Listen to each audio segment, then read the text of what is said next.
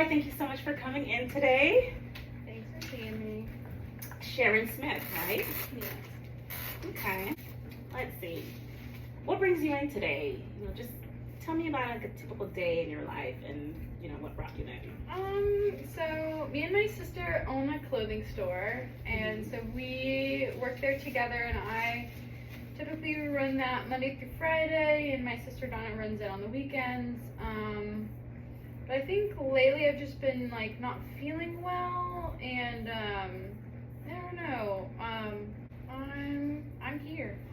All right. When you say not feeling well, is it just like mentally or physically? Like, how's your is it health wise or?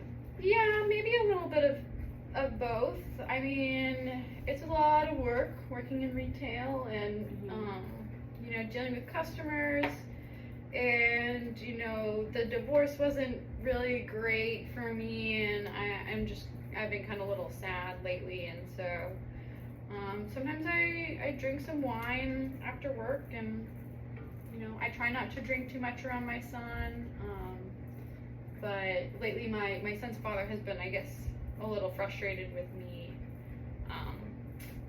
Yeah. Okay. And how recent was the divorce? It was last year. Last year. Okay. Tell me about a typical day in your life. Well, I open the store around 8.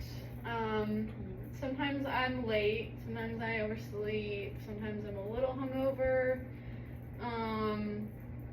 And yeah, so I go there, I run the store. It can feel very long and boring, or it can be stressful depending on who's coming in.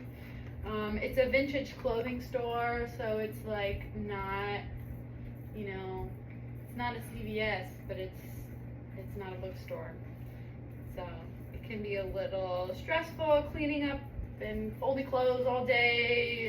It's not always fun. But so I look forward to kind of getting home and unwinding with a bottle of wine.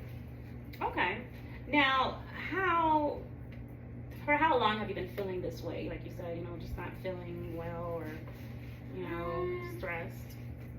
I don't know. I mean, I've had periods of time where I was stressed from school, and I was actually on like Xanax for a while. So it's hard to say. I'm a little stressed and anxious, but it just seems like that's my normal. So I don't know if maybe I don't know. Okay, and you were on Xanax some time ago? Yeah, about 5 years ago. Yeah, about like maybe like a year and a half. 18 months, yeah. Okay.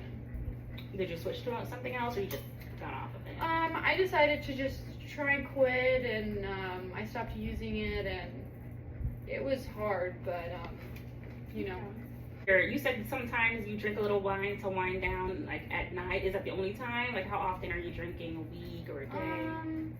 Yeah, I typically only drink at night. I don't drink before work, but sometimes I do wake up a little hungover. I don't know, I'd say like on average, I probably drink every day. Yeah, probably every day at least. And it's just the wine? Do you know how many glasses? I really like wine. Or bottles? Oh, it can be sometimes, like I try not to drink too much when my son is staying with me. Like I try to keep it under a bottle, but when he's not there, sometimes it can go to 2. 2 bottles or 2? Sometimes 2 bottles, yeah. Okay. A night?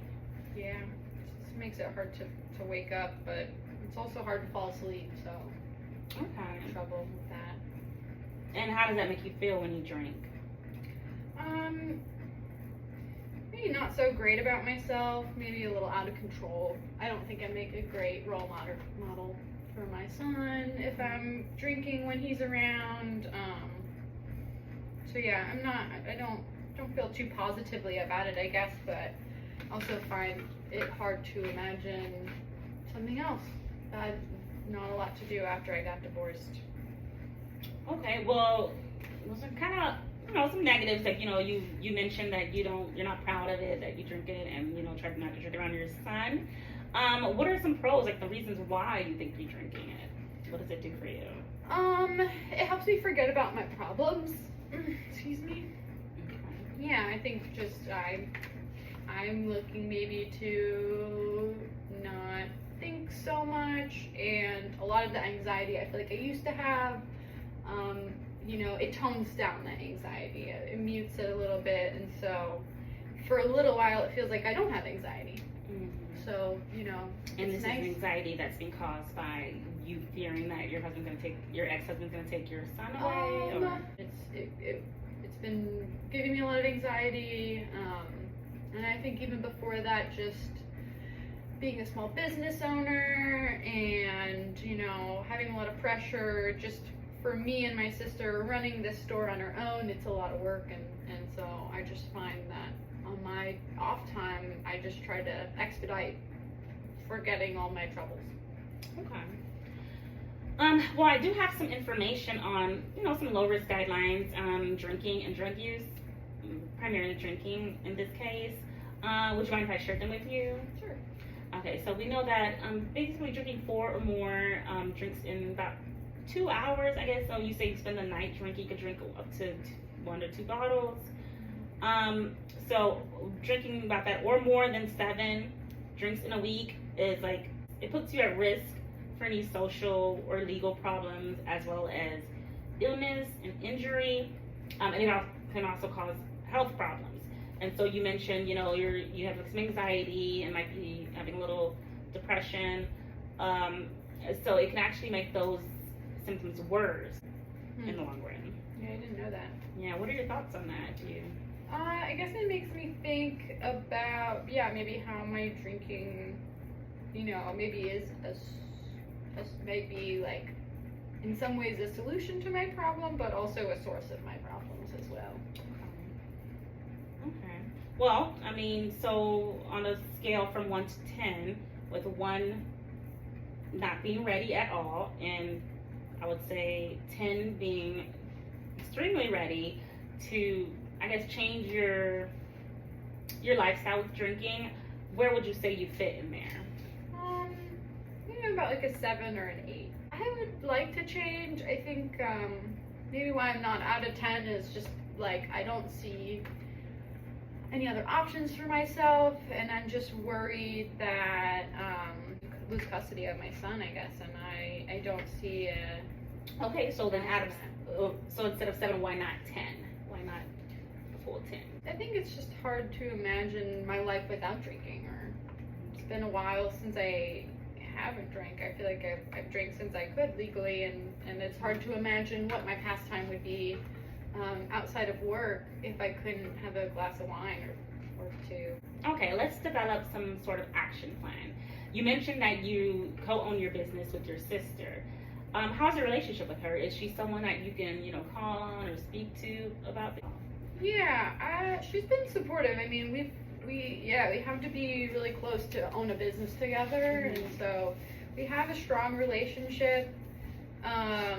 But lately she's been, I think, frustrated with me, and I see that because it's hard for me to take care of myself and also work, and so when I slack on some of my duties at work, I feel a lot of shame for putting my sister in the position to have to deal with that, and so I feel bad asking her for help after she's been supporting me for a while. Right, and that's why you're in today. Your sister had some concerns? Yeah, I guess so. Now, I just kind of skipped over specific things, but let me just get back into the how often you're drinking, just to make sure we have everything, have you in the right categories of what to suggest for your action plan.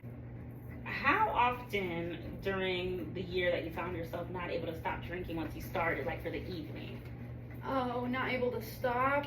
I'm usually able to stop when my son is there, but I find it hard to stop when he is not there. So I'd say maybe half the time, almost more than half the time, I find it hard to stop. He's at his dad's about half the time, and so when he's not there, I don't have a reason to stop, in my opinion.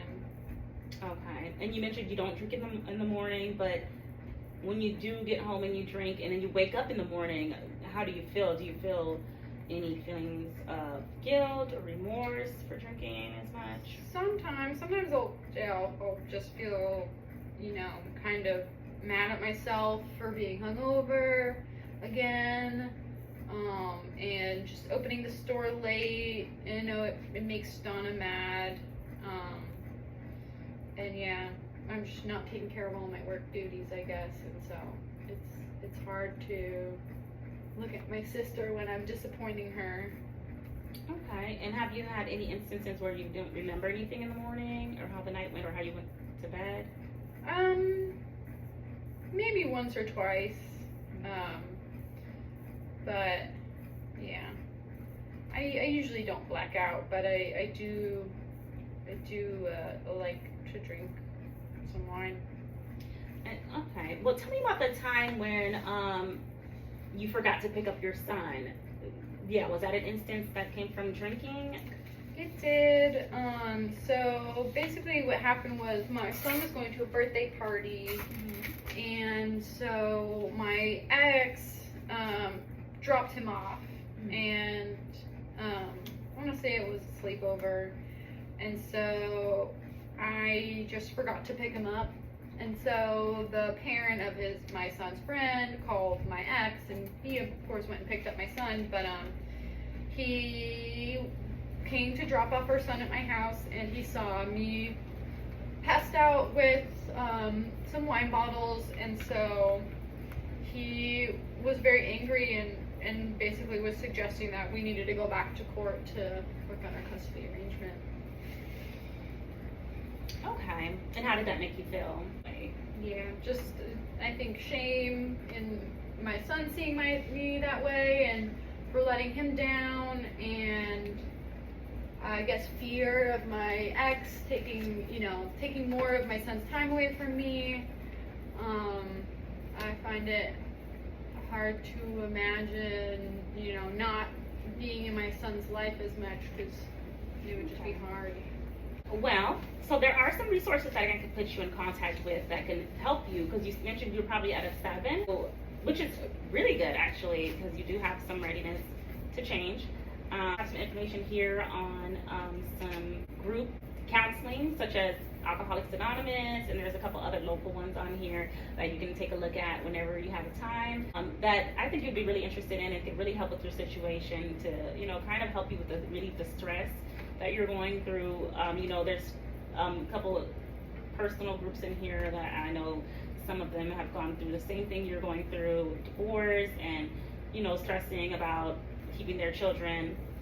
So that could also that can really help you with that information. But also we're going to think about some short-term goals that we can take into action that can help you.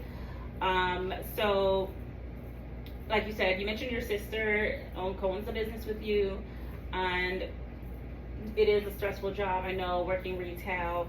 How do you think you can seek time to yourself? Like there's some yoga classes in here, there's some meditation techniques.